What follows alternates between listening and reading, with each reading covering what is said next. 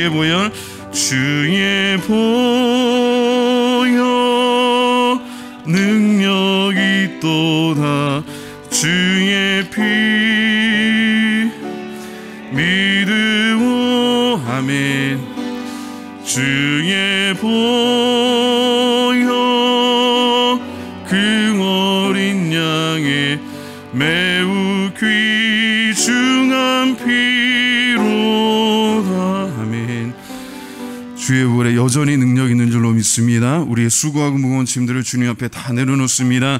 주님의 은혜의 보좌 앞에 나아갑니다. 나의 공로 없으나 예수 그리스도의 보혈의 공로 의지해서 우리의 영혼을 구속하신, 우리의 영혼을 핏값으로 사신 그 보혈의 능력을 의지하고 이 시간 다시 한번 하나님의 은혜의 보좌 앞에 나갑니다. 주님, 우리의 기도를 들어주시옵소서. 우리의 죄를 주님 사하여 주시고 다시 한번 예수의 피로 거듭난 영혼들 주님의 은혜로 자유케 하여 주시고 주님의 말씀을 세상에 선포하며 살아갈 수 있도록 성령님 도우시고 인도하여 주시옵소서. 우리 한번 주여 부르고 기도하겠습니다. 주여 주시옵소서. 주님 거저왔다 거저가지 않게 하여 주시고 오직 주님의 은혜로만 충만해질 수 있도록 성령님 함께 하여 주시기를 원합니다. 주의 음성을 듣고 깨닫고 믿음으로 순종해 나갈 수 있도록 주님께서 우리 가운데 역사하여 주시옵소서. 우리 함께 기도합니다. 주님 감사합니다. 오늘도 주님의 생명으로 우리에게 채워주심을 감사합니다. 주님의 능력으로 충만케 해주심을 믿고 감사합니다. 우리의 호흡이 회복되고 우리의 심장의 박동이 회복되고 예수의 피로 깨끗해지고 새로워지고 자유해질 수 있도록 하나님 도와주시옵소서. 예수님의 이름으로 기도합니다. 아멘. 감사합니다. 우리 성경 말씀 로마서 3장 말씀 봅니다. 로마서 3장 19절부터 우리 31절 끝까지 같이 읽도록 합니다. 우리가 알거니와 무릇 율법이 말하는 바는 율법 아래 있는 자들에게 말하는 것이니 이는 모든 입을 막고 온 세상으로 하나님의 심판 아래에 있게 하려 함이라. 그러므로 율법의 행위로 그의 앞에 의롭다 하심을 얻을 육체가 없나니 율법으로는 죄를 깨달음이니라. 이제는 율법 외에 하나님의 한 의가 나타났으니 율법과 선지자들에게 증거를 받은 것이라. 곧 예수 그리스도를 믿음으로 말미암아 모든 믿는 자에게 비치는 하나님의 의니 차별이 없느니라. 모든 사람이 죄를 범하였음에 하나님의 영광에 이르지 못하더니 그리스도 예수 안에 있는 속량으로 말미암아 하나님의 은혜로 값없이 의롭다 하심을 얻은 자 되었느니라. 이 예수를 하나님이 그의 피로써 믿음으로 말미암는 화목제물로 세우셨으니 이는 하나님께서 길이 참으시는 중에 전에 지은 죄를 간과하심으로 자기의 의로우심을 나타내려 하심이니 곧 이때 자기의 의로우심을 나타내사 자기도 의로우시며 또한 예수 믿는 자를 의롭다 하려 하심이라. 그런즉 자랑할 때가 어디냐? 있을 수가 없느니라. 무슨 법으로냐? 행위로냐? 아니라 오직 믿음의 법으로니라. 그러므로 사람이 의롭다 하심을 얻는 것은 율법의 행위에 있지 않고 믿음으로 되는 줄 우리가 인정하노라. 하나님은 다만 유대인의 하나님이시냐? 또한 이방인의 하나님은 아니시냐? 진실로 이방인의 하나님도 되시느니라. 할례자도 믿음으로 말미암아 또한 무할례자도 믿음으로 말미암아 의롭다 하실 하나님은 한 분이시니라. 그런즉 우리가 믿음으로 말미암아 율법을 파기하느냐? 그럴 수 없느니라. 도리어 율법을 굳게 세우느니라. 아멘. 할렐루야. 주님께서 우리를 부르신 줄로 믿습니다. 오늘 제목 한번 같이 따라해 보시겠습니다. 믿음의 법. 믿음의 법. 옆에 있는 분들에게 인사합니다. 우리는 예수 안에서 믿음의 법으로 삽니다. 우리는 예수 안에서 믿음의 법으로 삽니다. 은혜로 사는 줄로 믿습니다. 오늘 본문의 말씀 3장의 내용을 제가 좀 뒷부분에만 이렇게 읽었습니다만은 그 앞에 나오는 내용을 잠깐 말씀드리면 유대인이나 이방인이나 다 하나님의 은혜가 없으면 죄 가운데 죽을 수밖에 없다라고 하는 게 그게 전반부에서 사도 바울이 설명하는 겁니다. 자, 읽진 않았습니다만은 그 앞으로 가서 한번 볼까요? 우리 9절부터 18절까지 구약의 말씀을 사도 바울이 인용해서 하나님께서 우리를 어떻게 생각하고 계신가에 대해서 보여줍니다. 자, 9절부터 우리 18절까지 한번 같이 읽어봅니다. 그러면 어떠하냐? 우리는 나으냐? 결코 아니라. 유대인이나 헬라인이나 다 죄 아래 있다고 우리가 이미 선언하였느니라. 기록된 바 의인은 없나니 하나도 없으며 깨닫는 자도 없고 하나님을 찾는 자도 없고 다 치우쳐 함께 무익하게 되고 선을 행하는 자는 없나니 하나도 없도다. 그들의 목구멍은 열린 무덤이요 그 혀로는 속임을 일삼으며 그 입술에는 독사의 독이 있고 그 입에는 저주와 악독이 가득하고 그 발은 피 흘리는데 빠른지라. 파멸과 고생이 그 길에 있어 평강의 길을 알지 못하였고 그들의 눈앞에 하나님을 두려움이 없느니라 함과 같으니라. 아멘. 예. 이어서 우리 23절만 한번 읽어볼까요? 23절 시작. 모든 사람이 죄를 범하였음에 하나님의 영광에 이르지 못하더니. 예. 이게 성경의 결론입니다. 예. 자, 읽으셨던 10절부터 의인은 없나니 하나도 없으며부터 우리 18절에 그들의 눈앞에 하나님을 두려움이 없느니라까지는 시편과 이사야서 등의 그 구약에 나오는 말씀을 사도 바울이 요약한 거예요. 그러니까 성경 한 구절만 가져온 게 아니라 우리 인간의 죄성에 대해서 설명하기 위해서 어떻게 보면 구약의 말씀을 가지고 주로 이제 시편의 말씀을 인용했습니다만은 이사야서도 포함이 됩니다. 구약의 죄에 대한 교리를 아주 요약해서 우리에게 설명해 주는 거예요. 한마디로 우리는 다 하나님 앞에 죄인이라는 거예요. 그걸 23절에서 뭐라고 표현했어요? 사도 바울이 우리 모든 사람이 하나님 앞에 범죄했기 때문에 어디에 이르지 못한다고 그랬어요. 저는 이게 참 중요하다고 생각합니다.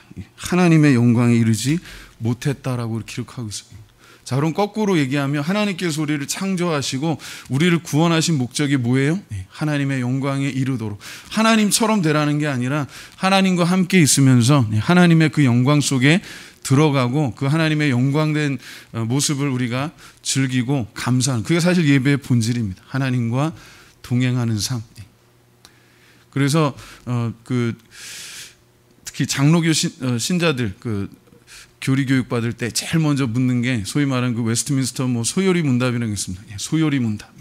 저는 어릴 때 소요리 문답이 무슨 소고기로 요리한 거를 무슨 그런 건 줄 알았어요. 근데 그게 아니고 큰 거 작은 거, 이제 대요리 문답이 있고 크게 이제 한 게 있고 그것을 요약한 게 소요리, 작다는 뜻이에요. 작은 교리 문답이라는 그런 뜻입니다.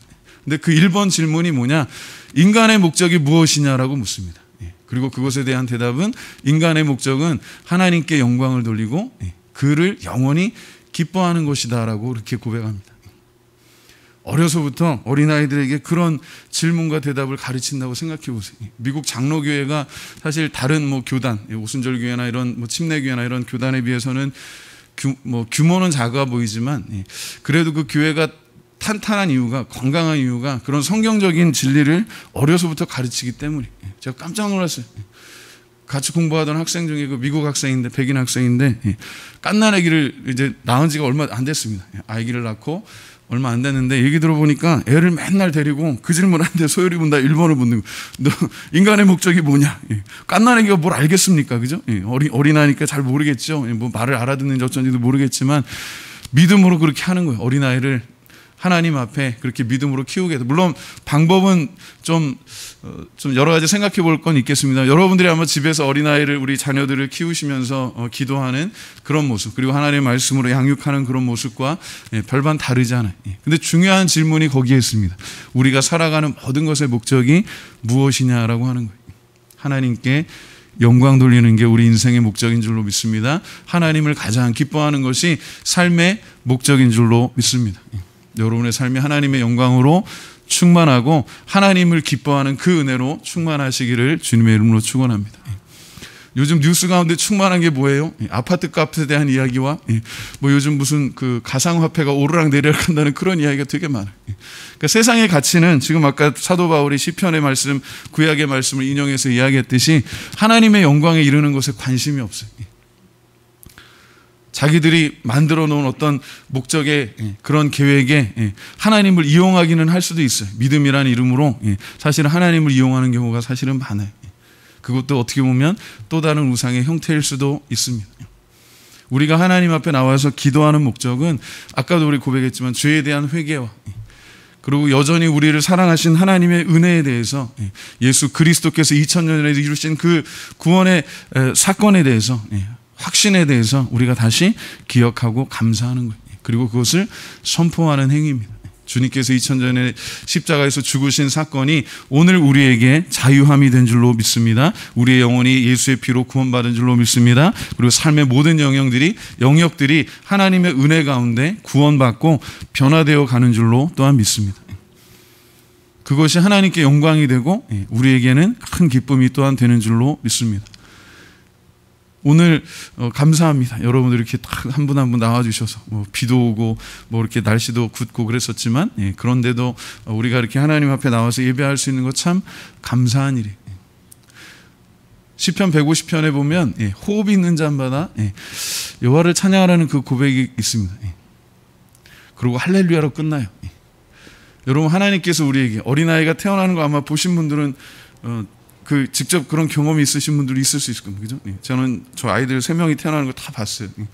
분만실에 들어가서 아이들 낳는 걸 다 보고 그때 그 느낌, 뭐랄까 좀 처음 아빠가 되는, 특히 우리 큰애 태어날 때 그 느낌이 아직도 한 20여 년 지났어도 그게 생생하게 살아있어요. 남아있어요. 의사 선생님이 이제 이렇게 아기를 출산하는데 도움을 주시죠. 근데 아기가 이제 태어나요. 근데 대부분 경험하셨겠지만 아기를 출산하신 분들은 더 잘 아시겠지만 아기가 엄마 뱃속에 있을 때는 굳이 호흡할 필요가 없습니다. 그죠? 양수에서 그냥 엄마 그 탯줄에 연결되어 있는 걸 가지고 배꼽에 연결된 그 탯줄에서 충분한 영양을 공급받고 그리고 그 아기가 자랄 수 있는 그런 공간이 있기 때문에 그 안에서 이렇게 건강하게 자라요. 그러나 일단 출산하고 나면 뭐를 해야 돼요? 의사들이 제일 먼저 확인하는 게 그 아이가 호흡하는 것을 확인합니다. 그래서 아이들 태어날 때 옛날에 같은 경우 막 거꾸로 들고 궁뎅이 때리고 애를 울린 이유가 그게 아동학대가 아니라 뭐예요? 아기가 호흡할 수 있도록 도와주는 거예요. 특히 거꾸로 들고 그렇게 하는 이유는 물이 빠지고 혹시라도 출산 과정에서 아기가 이렇게 호흡을 못하는 그런 상황이 있을까 싶어서 그렇게 하는 겁니다. 그래서 아이가 처음 태어나서 응애하고 울 때 그 울음이 첫 번째 호흡이에요. 그리고 우리 마지막 호흡이 있는 날도 반드시 있는 줄로 믿습니다. 성경의 역사를 보면 모든 사람이 태어나서 모든 사람이 하나님께로 돌아갑니다.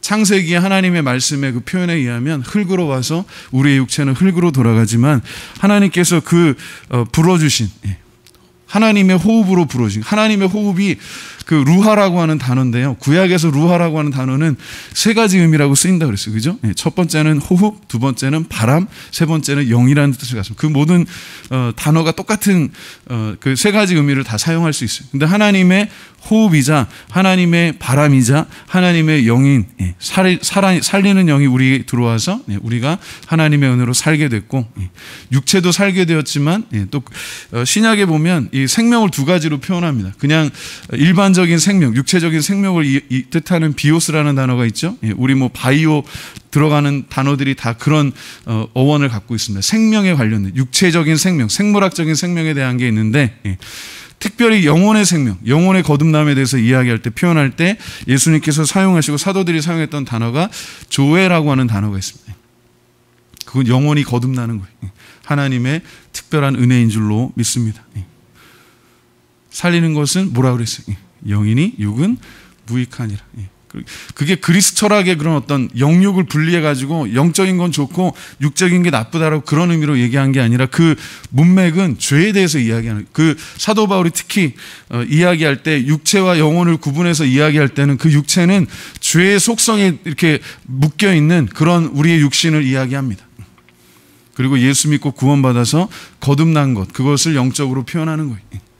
예수님도 요한복음에서 그런 비유를 많이 쓰셨는데 중요한 것은 예수 믿고 영혼이 거듭나면 그걸로 끝나는 것이 아니라 뭐예요? 하나님께서 주시는 새로운 변화의 시간이 계속해서 시작된다라고 하는 거예요. 그 가운데 많은 갈등이 있어요. 제가 아까 찬양하면서 기도하면서 잠깐이지만 잊고 있었는데 떠오르는 그런 장면들이 있어요. 어려서부터 지금까지 이렇게 살아오면서 예수 믿기 이전과 예수 믿고 나서의 그 삶의 변화. 어떻게 보면 똑같은 사람인 것 같고, 그렇죠. 똑같은 부모님 밑에서 똑같은 형제 자매들과 함께 똑같은 그런 환경 속에서 자란 것 같은데 예수 믿기 이전과 예수 믿고 나서의 삶이 많이 달라요. 무엇에서부터 가장 다르냐를 제가 생각해 보니까 가치관의 변화가 참 큽니다.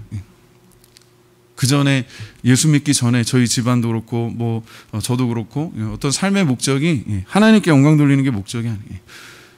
죄인의 목적은 자기에게 영광 돌리는 게 목적입니다. 그러니까 우리가 뭐 아주 그냥 부귀영화에 환장하는 이유가 예수 안 믿는 사람들 특히 그리고 예수 믿는 사람들도 그런 미혹에 이렇게 그런 유혹에 넘어가기도 쉬운데 왜냐하면 그 문화가 우리가 살고 있는 이 문화가 죄의 문화이기 때문에 그래요. 하나님께서 하늘에서 굽어 살피신다 그랬죠. 의로운 사람이 있는가 보시는데 의인은 없나니 하나도 없다 그랬어요. 다 죄인이고 멸망받을 존재이고 그리고 그들의 생각과 행동이 어떻다고 그랬어요? 악하다는 거죠. 그걸 아주 간단하게 표현했어요. 근데 그거를 또 23절에서 사도 바울이 잘 요약했습니다. 하나님의 영광에 이르지 못했다는 거예요. 하나님의 영광, 우리가 하나님처럼 되는 게 아니라 하나님과 같이 되는 것이 아니라 하나님의 영광, 하나님의 임재 속에 그 관계 속에 들어가지 못하고 단절되었기 때문에 우리의 문화는 사실 바벨탑 문화예요. 어떻게 보면 죄인의 문화는 노력은 하는데 다 무너지고 결국은 아무것도 안 남고 흩어지고 그리고 갈라지고 바벨탑이 무너진 이유가요. 그 탑이 견고하지 않아서가 아닙니다. 바벨탑이 사실 엄밀한 의미에서 뭐 건축상의 어떤 하자가 있어가지고 뭐 우리가 성수대교 무너지듯이 그렇게 무너진 게 아니에요. 사실은 바벨탑이 완성되지 못한 정확하게 표현하자면 바벨탑이 완성되지 못한 이유는 하나님 앞에 범죄했기 때문에 하나님께서 언어를 달리하셔서 흩으셨어요. 그러니까 세월이 흐르니까 그 흔적이 어딘가에 뭐 남아있다고 고고학자들이 이야기합니다만은 결국은 무너지고 갈라지게 되는 거예요. 그 죄인의 문화는 이렇게 좀 비유하자면 죄인의 문화는 바벨탑과 같아요. 하나님처럼 올라가려고 하고 하나님처럼 되려고 하지만 자기에게 영광 돌리려고 하지만 그것이 오래가지 않아요. 영원하지 않아요. 그걸 깨달은 사람이 전도서의 그 기자입니다. 전도서의 기자는 뭐라고 해요? 헛되다고 이야기해요. 모든 것이 헛되다고 해요. 사실 전도서를 처음 읽을 때 좀 잘못 읽으면 시험 들 수도 있어요. 아니 다 헛되다 그러면 그럼 뭐하러 사나? 예배는 왜 드리고 우리가 이렇게 모여서 찬양하고 기도하고 그리고 또 우리 자녀들 키우고 또 이 어떻게 보면 참 제가 볼 때는 참 어느 때보다 어려운 시대예요. 좋은 기회이기도 하지만 왜 그 전까지 살아보지 않았던 그런 시대를 우리가 이제 살아갑니다. 어느 때보다 지구촌 가까이 있으면서 어느 때보다 또 단절된 시대 그런 시대를 살아가요. 굉장히 역설적이에요.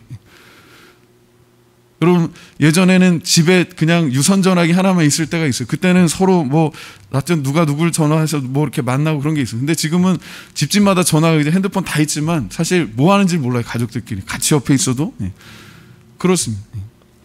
인간은 사회적 존재, 하나님의 형상대로 창조함 받아서 남자와 여자로 구별되었고 그리고 또 이 세상을 다스리도록 그렇게 창조되었기 때문에 그런 사회적인 속성을 갖고 있습니다. 본능적으로 그래요.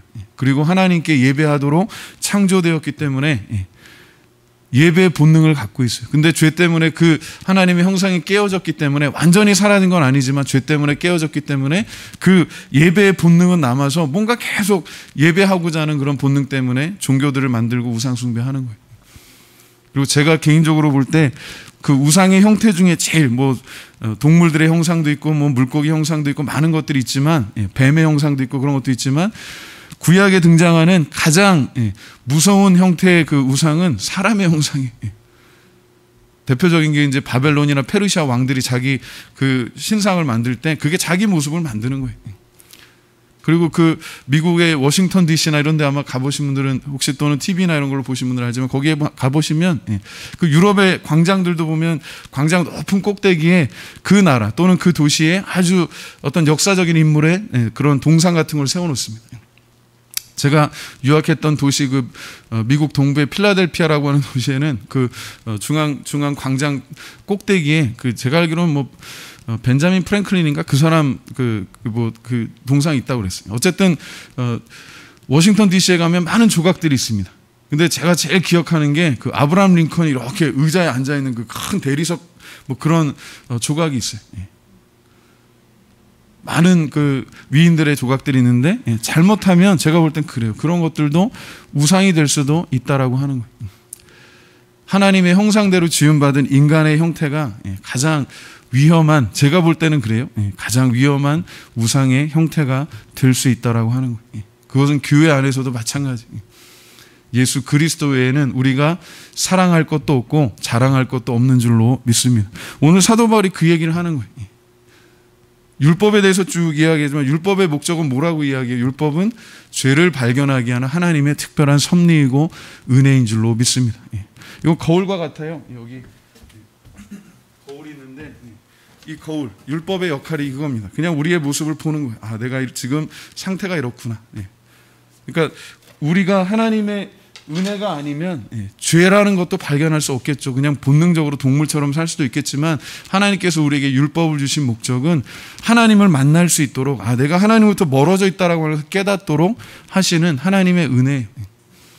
그래서 죄를 발견하게 하는 하나님의 특별한 섭리가 율법이라면, 거기에서 만약에 우리가 끝난다면, 나는 근데 그 율법의 요구를 이룰 수 있는 능력이 있어요, 없어요? 우리에게 그런 능력이 없기 때문에 수천 년 동안 이스라엘 제사장들이 그렇게 제사를 드리고, 대제사장이 속죄일에 1년에 한 번 속죄하는 그 속죄일에 3번 제사 드렸다고 그랬죠. 자기 자신의 죄를 위해서 목욕 제기하고 제사장의 옷을 입고 지성소에 들어가서 어린 양의 피를 가지고 자기 자신의 죄를 사하는 제사를 드립니다. 그리고 나와가지고 또 옷을 갈아입고 목욕 제기하고 새 옷을 입고 또 들어가서 자기 동족들 레위 지파를 위해서 기도합니다. 그리고 나서 또 나와서 옷을 갈아입고 목욕 제기하고, 그리고 나서 또 자기 이스라엘 백성들 전체를 12지파를 위해서 대속의 그 제사를 드립니다. 그렇게 수천 년을 지냈는데도 구원이 없어요. 구원의 약속은 있지만, 구원에 대한 하나님의 약속은 있지만, 주님께서 메시아를 보내실 것이다, 그분이 오셔서 우리를 구원할 것이다, 하나님의 기름 부은 자가 오셔서 우리를 자유케 할 것이다, 그런 약속은 있었지만 믿음의 선조들이 그 믿음을 가지고 죽었지만 구원이 완성되지 않았어요. 언제까지 그랬어요? 예수님께서 오실 때까지 그랬어요. 예수님께서 오셔서 하나님께서 약속하신 그 구원의 약속을 이루신 줄로 믿습니다. 율법을 폐하러 오신 게 아니라 율법을 뭐 한다고 그랬어요? 완성하시는 거예요. 율법의 모든 요구를 저와 여러분은 절대로 이룰 수가 없어요. 우리가 누구를 대신해서 죽는다, 그렇게 이야기할 수는 있지만, 그런 대속의 어떤 원리를 이야기하자면 우리는 우리의 죄 때문에 죽는 것이지 누구 다른 사람의 죄를 대신해서 죽을 수 있는 자격이 없어요. 하나님께서 선언하셨어요. 의인은 없나니 하나도 없다라고 말씀하고 계세요.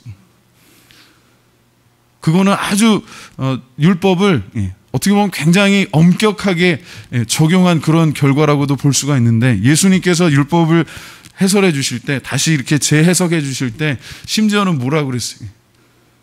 사람을 죽이지 않아도요, 실제로 죽이지 않아도 마음으로 미워만 해도 살인한 거랑 똑같다고 그랬어요. 내가 그 간음을 행하지 않아도 그런 생각만 가져도 그게 간음한 거랑 똑같다고 그랬어요. 내가 도둑질하지 않아도, 은행 가서 뭐 강도질하지 않아도 탐심을 품었다면 도둑질한 거랑 똑같다고 그랬어요. 그렇죠. 그런 기준에 맞춰서 우리가 보면 다 죽을 죄인밖에 없다는 거예요. 그럼에도 불구하고 하나님께서 우리에게 은혜 주신 게 있는데, 그게 바로 믿음의 법입니다. 자, 본문으로 한번 돌아가 봅니다. 간단하게 말씀드리고 이제 기도하겠는데, 자, 쭉 넘어가서 21절 봅니다.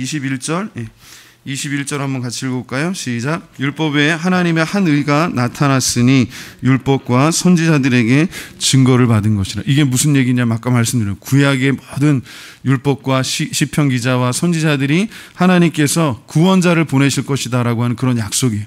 그리고 율법은 죄를 발견하는 영적인 거울입니다. 하나님의 특별한 은혜예요. 그런데 그게 뭐냐? 선지자들에게 하나님의 한 의가 나타난 증거가 뭐냐면 곧 예수 그리스도. 22절입니다. 한번 읽어볼까요? 시작.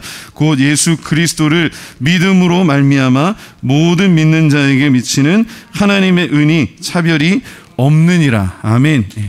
하나님의 의로움에는 믿는 자에게 차별이 없다는 게, 그 사람이 헬라인이든 유대인이든 한국인이든 중국인이든 우리가 그렇게 좋아하지 않은 일본인이나 또는 다른 사람이든 거기에 차별이 없다는 거예요.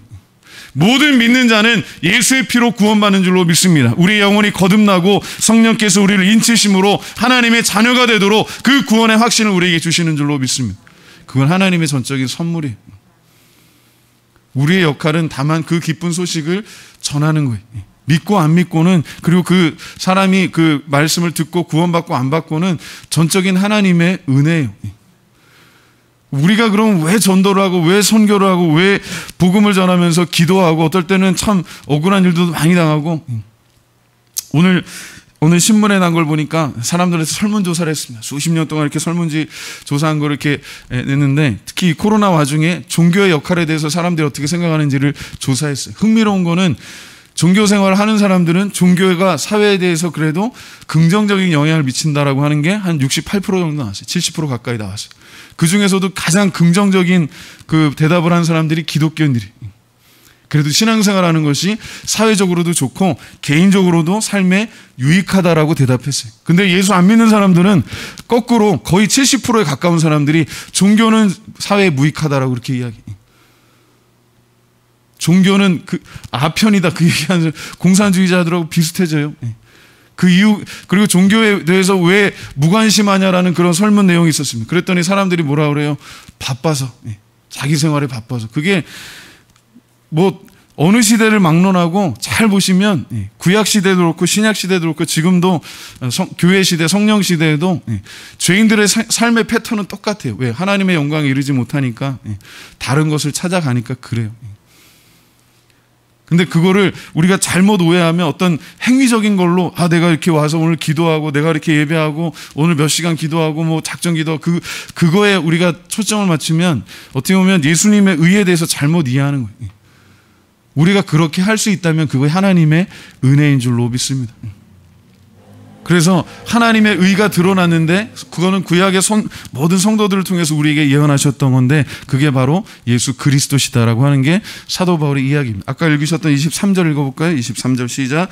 모든 사람이 죄를 범하였음에 하나님의 영광에 이르지 못하더니 24절 봅니다. 그리스도 예수 안에 있는 속량으로 말미암아 하나님의 은혜로 값없이 의롭다 하심을 얻은 자 되었느니라. 아멘. 여기 제일 중요한 단어가 뭐예요? 그리스도 예수 안에 있다라고 하는 거예요. 우리가 그리스도 예수 안에 있기 때문에 하나님의 은혜 가운데 있기 때문에 죄로부터 자유하고 하나님의 자녀로 살아갈 수 있도록 성령께서 내주하시고 인도하시는 줄로 믿습니다. 그리고 때를 따라 돕는 은혜를 우리에게 주시는 줄로 또한 믿습니다. 예수 그리스도 안에 있는 속량으로 말미암아 그 죄를 없애셨다는 뜻도 있지만 그 구속을 표현할 때의 단어가요 다시 그 정당한 값을 주고 그 값을 치르고 사셨다는 그런 의미를 갖고 있습니다. 예수님의 피값으로 우리의 영혼이 거듭난 줄로 믿습니다. 예수님의 피값으로 우리가 영원한 생명으로 구원받은 줄로 믿습니다. 예수님의 피값으로 우리가 하나님의 자녀가 된 줄로 믿습니다. 예수님의 피값으로 우리가 죄인에서 의인이 되었고 마귀의 자녀에서 하나님의 자녀가 되고 저주의 사람에서 축복의 사람이 된 줄로 믿습니다. 주님께서 우리를 대신해서 징계받으신 사건이 오늘 우리에게 자유함이 되는 줄로 믿습니다. 예수님께서 채찍에 맞으신 그 사건이 오늘 우리에게 나음된 줄로 믿습니다. 그리고 예수님께서 우리를 대신해서 가난해진 그 사건이 우리에게 부요함이 되되 물질적인 것뿐만 아니라 영적으로 부요하게 되는 줄로 믿습니다. 그리고 사람들이 언젠가 다 하나님께로 돌아갑니다. 우리 기독교인들은 특히 누군가 돌아가시면 뭐라 그래? 소천하셨다 그래. 소천. 그 소자의 그 소자는요 부르심을 받았다는 뜻이 하늘로 굉장히 신앙적인 단어입니다. 원래 우리 하나님의 그 자리로 하나님께서 부르시는 그 자리로 돌아간다라고 하는 그런 뜻이.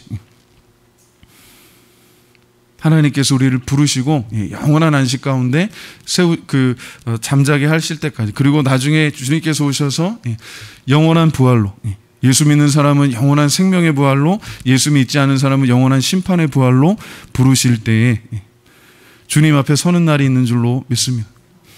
우리에게 주어진 시간이요 시편 90편을 최근에 다시 읽었어요. 그 모세가 쓴 유일한 시편이거든요. 시편에 그 모세가 고백하기를 뭐라고 이야기해요? 우리의 살아가는 날을 우리의 남은 날을 계수하는 그런 지혜로운 마음을 달라고 고백합니다. 왜? 그게 하나님 앞에 자기가 유한한 존재라고 하는 그런 고백이에요. 그리고 하나님의 구원의 은혜가 없으면 그 육신의 삶도 뭐 120년 길게 살아요. 모세 같은 경우 120년 살았는데 그 삶이 그렇게 길지 않다는 거예요. 영원하신 하나님 앞에 서는 날이 있음을 기억하고 그리고 하나님 앞에 그 1대1로 서는 날이 있음을 기억하고 사는 게 참 중요합니다. 그래서 여러분들 살아가면서 지금도 그렇지만 지나온 날들도 그렇지만 앞으로 살아갈 날들을 여러분 주님 안에서 소망하면서 내가 가장 소망할 것, 주님 앞에 믿음으로 은혜로 서는 것, 그것을 소망하고 살아가시기를 바랍니다. 주님 앞에 섰을 때에 저와 여러분 모두가 착하고 충성된 종아, 잘하였도다 칭찬받고 상급받는 그런 은혜가 있기를 바랍니다. 근데 그 구원의 기쁨이 어떤 것일까 한번 상상해 보세요.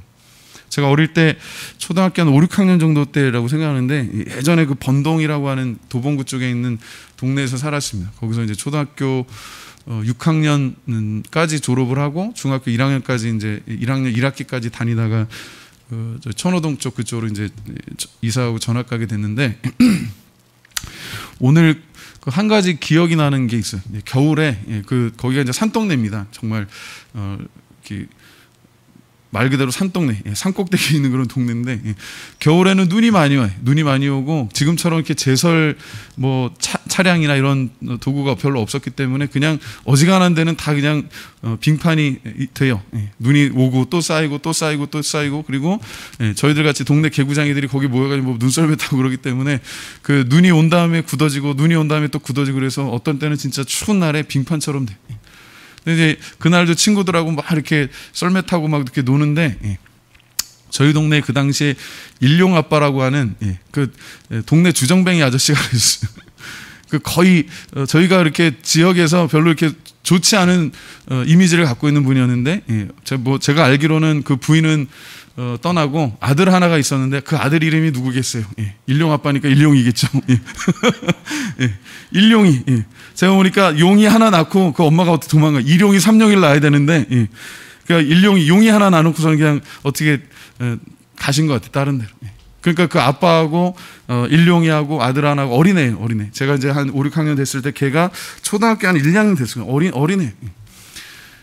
그리고 동네에서 참 이렇게 툭하면 술 마시고 막 이렇게 주정 부리고 뭐 시비 걸고 뭐 그런 걸로 되게 유명했어요. 그래서 일용 아빠라 했는데 그 동네 애들이 좀 무서워하죠. 아무래도 뭐 평소에 이렇게 뭐 안 보려고 하는데 지나가면서 이렇게 보는데 대부분 술 취해 있거나 뭐 이렇게 좋지 않은 그런 모습으로 보니까 근데 그날따라 눈이 많이 오고 막 이렇게 쌓여가지고 길이 미끄러운 날. 그러니까 일용 아빠가 이제 뭐 술 기운에 그랬는지 모르겠습니다만 길에 가다가 이제 넘어진 거예요. 팍 넘어져가지고 그 분한 거예요. 그 본인이 잘못해서 넘어졌어요. 넘어진 게 뭐 누가 넘어뜨린 것도 아니고 발을 건 것도 아니고 그런데 길이 반들반들하니까 이제 그게 넘어졌는데 그 옆에 하필이면 저하고 이제 동네 친구들이 놀고 있었는데 이제 야, 내가 넘어진 게 너네들 때문에 이런 그런 거예요. 근데 하필이면 제가 제일 가까이 있었어요. 그래가지고 그 일용이 아빠한테 붙잡혀가지고 몇 대 두드려 맞았어요. 저는 되게 억울했어요. 진짜 억울했어요. 아니 그냥 늘 그랬던 건데 지가 잘못해서 넘어지고서는 왜 나한테 지랄해 속으로 얘기는 못하고 왜 무서우니까 그래갖고 이제 몇 대를 맞았어요. 뭐 이렇게 그렇다고 해서 뭐 몽둥이로 막 그런 건 아니었는데 그냥 홧김에 왜 그런 거 있잖아요. 그냥 술주정뱅이 넘어졌다가 한 놈 잡아가지고 이렇게 몇 대 때린 건데 그게 하필이면 저였어요. 그래서 저도 억울할 거 아니에요. 막 울면서 그냥 저기 이제 그 아저씨가 이제 또 그러고 내려갈 거 아니에요. 그리고 저 한 100m쯤 떨어졌을 때 그러면서 제가 또 막 뭐라고 욕을 했던 기억이 나요. 억울해가지고. 소심하게 이제 가까이 있을 때는 왜 붙잡히면 또 맞으니까 그래갖고 좀 못 쫓아올 쯤 됐을 때 그 거리에서 뭐 이렇게 소리를 질렀어요. 왜 나를 때리고 그러냐 그랬는데 그러면서 이제 울면서 막 이제 막 재밌게 놀다가 친구들하고 썰매 타고 막 재밌게 놀다가 갑자기 그런 일 당하니까 뭐 분위기가 그렇잖아요. 그러니까 친구들도 다 이렇게 이제 그 놀이하는 거 다 그만두고 그 이제 저는 집으로 들어왔어요. 들어와가지고 울적한 마음에 막 이렇게 있는데 조금 있다가 이제 좀 한참 지난 다음에 동네 친구들이 부르는 거예요. 야 나와봐. 나갔더니 친구들이 그 집 아들을 끌고 왔어요. 일용이를 끌고 왔는데 여러분 그 마치 기분이 어땠냐면 제가 오늘 생각났어요. 오늘 생각났는데 기분이 어떤 것 그게 어떤 거랑 같을까 비슷한데 요한복음 그 어디에 8장인가 4장 그 8장인가요? 거기 가늠한 여인이 붙잡혀가지고 예수님 앞에 끌려 나왔을 때 사람들이 다 돌 들고서 모세 율법대로 죽여야 합니까? 아니면 용서해야 됩니까? 라고 묻고 있을 때 딱 그런 분위기. 어떻게 알았는지 또 소문 듣고 야 정민이가 일용 아빠한테 맞았다 그래가지고 친구들이 또 되게 의리가 있었던 것 같아요. 그래가지고 어떻게 일용이를 끌고 와가지고 거의 온 동네 애들이 다 왔어요. 이렇게 둘이 삥 둘러가지고 그 가운데요 일용이가 정말 바들바들 떨면서 걔는 영문도 모르고 끌려왔을 거 아니에요, 솔직히. 그러지 않았겠어요? 초등학교 한, 제가 정확하게는 기억 안 나는데 초등학교 한 1, 2학년 정도 됐을 거예요. 저보다 훨씬 어리고 체구도 훨씬 작아요. 그 친구들이 왜 일용이를 끌고 왔는지 제가 너무 잘 알겠어요. 왜? 너 억울하게 맞았으니까 너 그 아들이라도 때려라. 왜? 그 아저씨는 지금 상대가 안 되니까. 아들이라도 때리라고 일용이를 잡아온 거예요. 근데 그때 솔직하게 제가 두 가지 생각이 들어서, 하나는 야, 내가 일용이를 때리고 싶은 마음도 있긴 한데 때리면 일용이 아빠가 또 찾아와서 그런 생각이, 그게 첫 번째 드는 두려움이었고, 근데 그것보다 더 큰 생각이 뭐였냐면, 어린 나이에도 참 지금 생각해도 그건 감사한데, 아니 아빠가 나를, 걔네 아빠가 나를 때렸다고 그래가지고 내가 걔를 때리면 나도 똑같은 사람 되는 거 아니? 그죠? 그래서 저는 솔직히 그때요, 일용이 아빠가 무서운 것도 있었지만 사실 일용이가 너무 불쌍했어요. 야, 지네 아빠가 저렇게 술주정 매고 그렇게 동네에서 그냥 일용 아빠 하면 아주 그냥 동네에서 이렇게 뭐 그 당시에는 별로 좋지 않은 그런 이미지를 갖고 있었어요. 맨날 저렇게 술주정 매고 술하고 싸움하고 때리고 하니까 사람들이 그런 소문을 낼 거 아니에요. 그게 사실인지 아닌지 모르지만 저희가 그렇게 듣고 자랐어요. 맨날 저렇게 술 먹고 막 난리치니까 그 부인이 지겨워서 도망가고, 애도 그냥 맨날 이렇게, 또 아빠 혼자 키우니까 그랬겠죠. 힘들었겠죠. 자세한 건 알 수 없지만 늘 보면 애가 되게 불쌍했어요. 근데 그날따라 이렇게 이제는 진짜 뭐 희생양처럼 끌려왔으니까, 그 영문도 모르고 끌려갔고, 뭐 형들이 끌고 오면서 막 그랬어. 너 이 새끼야 뭐 죽었어 그러면서 너네 아빠가 막 때리고 그랬다고 그래서 끌고 왔을 거 아니에요. 그러니까 얼마나 두렵겠어요. 눈앞에서 머드러들 떨고 있는데, 그 일용 아빠한테 또 두드려 맞을 거에 대한 그 두려움도 사실 있었지만 없지 않다고 얘기할 수 없어요. 그러나 그거보다 더 큰 마음이 뭐였냐면, 그 아이가 너무 불쌍한 거예요.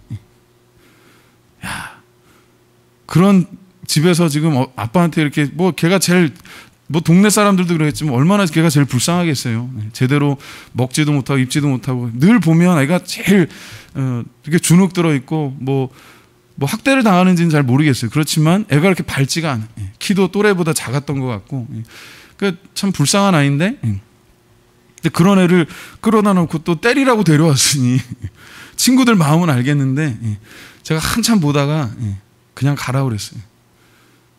보내줬어요. 그 잊고 있었는데, 그 벌써 12살, 13살 때 이야기니까 거의 한 40년 전 이야기. 그 잊고 있었는데 오늘 생각이 나요. 우리가 하나님 앞에, 이거 뭐, 그게 뭐 죄에 대해서 조금 설명하려고 제가 좀 하나의 어떤 경험으로 말씀을, 그게 똑같지는 않아요. 그러나 하나님 앞에 정말 죽을 수밖에 없는 사람. 가늠하다가 현장에서 붙들려가지고 이제 율법의 그 처분대로 하면, 모세 율법대로 하면 돌에 맞아 죽어도 할 말이 없는 그 여인이 예수님 앞에 선 거랑 좀 비슷해요. 사람들이 다 그렇게 유도하죠. 예수님 평소에 사랑하라고 얘기하셨고 원수도 사랑하라고 그랬는데, 모세는 율법에서 이런 사람, 간음하다가 붙잡힌 사람은 돌로 쳐 죽이라고 그랬는데 어떻게 하면 됩니까? 만약에 율법대로 하라 그러면 예수님이 평소에 가르치셨던 사랑에 대한 그런 메시지가 깨지는 거예요. 거꾸로 예수님께서 우리가 사랑해야 되니까 율법을 무시한다. 그러면 오히려 율법을 이렇게 모욕한다고 그래가지고 그걸로 예수님을 이렇게 책 잡으려고 하는 그런 계략입니다. 근데 예수님께서 아주 분명하게 핵심을 뚫는 말씀을 하시죠. 너희 중에 죄 없는 자가 먼저 돌로 치라고 그래. 그랬더니 거기에 모여있던 모든 사람들이 다 하나둘 떠납니다. 지금 돌 던지려고 준비하고 있던 사람들이 그 앞에 아마 모르긴 몰라도 돌들이 제법 수북하게 쌓였을 거예요. 여자한테 던지든지 아니면 예수님한테 던지려고 했던 사람들이 다 양심의 가책을 느끼고 떠나갑니다. 거기에 이제 간음하다 붙잡힌 여인과 예수님만 남았어요. 그리고 그 여인에게 돌을 던질 수 있는 자격이 있는 분은 사실은 예수님밖에 없어요. 그런데도 그 예수님께서 그를 정죄하지 않았어요. 다시는 범죄하지 말라고 말씀하시고, 그러니까 죄에 대한 우리가 중요한 게 뭐냐면, 죄는 회개하면 용서받아요. 그리고 그것도 믿음으로 구원받는 줄로 또한 믿습니다. 예수님께서 우리를 용서하시는 거예요. 우리가 하나님 앞에 죽을 죄를 짓고, 그게 자범죄도 있겠지만 사실 가장 본질적인 원죄는 하나님처럼 되려고 한 게, 그게 우리 죄의 문제, 우리 죄의 그 속성의 문제입니다. 하나님처럼 되려고 하는 거. 하나님의 영광에 이르지 못하고 다른 영광을 찾다가 망하는 게 죄인들의 문화예요. 지금 여러분 하나님 떠나서 열심히 뭔가 하고 있다면 죄송한 얘기지만 그게 뭐가 됐든 바벨탑이에요. 그러나 회개하고 돌아와서 하나님의 은혜 가운데서 뭔가 하고 있다면 그게 영혼들을 구원하는 노아의 방주처럼 되는 줄로 믿습니다. 그게 여러분의 가정이든 여러분 교회든 여러분 하시는 일이든 무엇이 됐든 간에 내가 방향이 어디에 있는가 잘 보세요. 이 방향은 정확하게 얘기하면 하나님과의 관계를 중심으로 있어요. 내가 하나님을 등돌아서 그렇게 산다면 영원히 죄의 그림자 속에서 살아요. 그러나 하나님께로 돌이키면, 회개하고 돌이키면 하나님의 은혜로 사는 줄로 믿습니다. 그것도 내가 하는 건 아니지만 하나님이 그렇게 해주시는 거예요. 제가 그 일용의 눈빛을 지금 생각해 보니까 참 짠해요. 뭐 바들바들 떨면서 그 어린애가 뭔지도 모르고 끌려와가지고 지금 동네 형들이 1학년하고 6학년하고 키 차이가 엄청납니다. 그런 애들이 지금 온 동네 애들이 다 왔어요. 저희 동네 애들이 많지도 않은데 거의 뭐 한 20명 정도 이렇게 다 모이고 또 소문 듣고 왔을 거 아니에요. 그 구경거리 웅성웅성하고 거기 모여가지고 무슨 심판받는 죄인처럼 있는데 그 눈빛이 잊혀지지 않아요. 그 눈빛이 나의 눈빛 같아요. 두렵고 어쩔 수 없는 정말 무능하고 내가 어떻게 할 수 없는 그런 상황 속에서 뭐 맞아 죽어도 할 수 없는 그런 처지인데 하나님께서 우리를 용서해 주시는 거예요.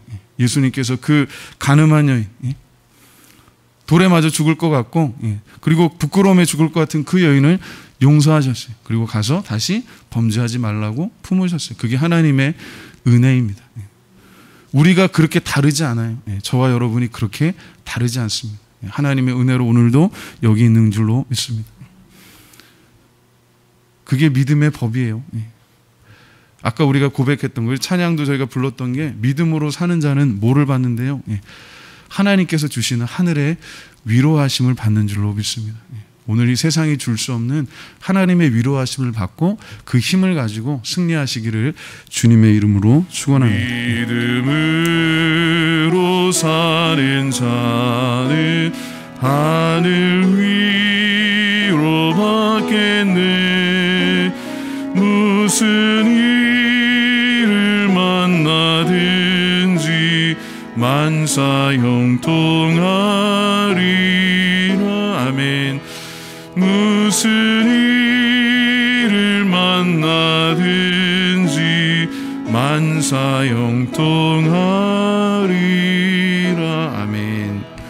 우리 그리스도 주 안에서 오늘도 예배하는 것 감사합니다. 우리가 믿음의 법으로 사는 줄로 믿습니다.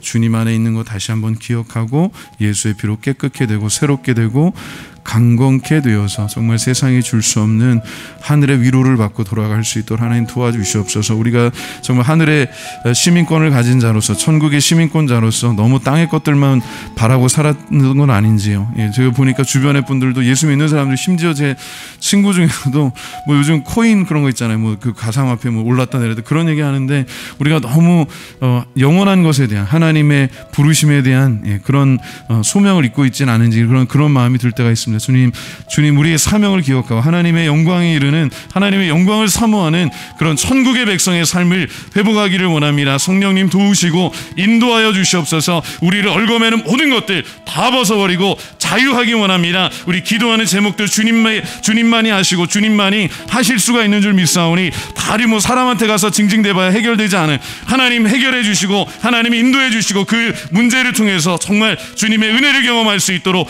도와주시옵소서. 우리 한번 주여 부르고 기도하겠습니다. 주여! 기도할 수 있도록 귀한 은혜 주신 것을 감사합니다. 무엇보다 우리 성도들에게 주신 이 기도의 특권을 우리가 함부로 주님 남용하지 않게 하여 주시고 포기하지 않게 하시고 주님께 부르짖고 기도하며 주님의 음성을 들으며 주님의 선하신 뜻을 깨닫고 믿음으로 순종할 수 있도록 성령님 도와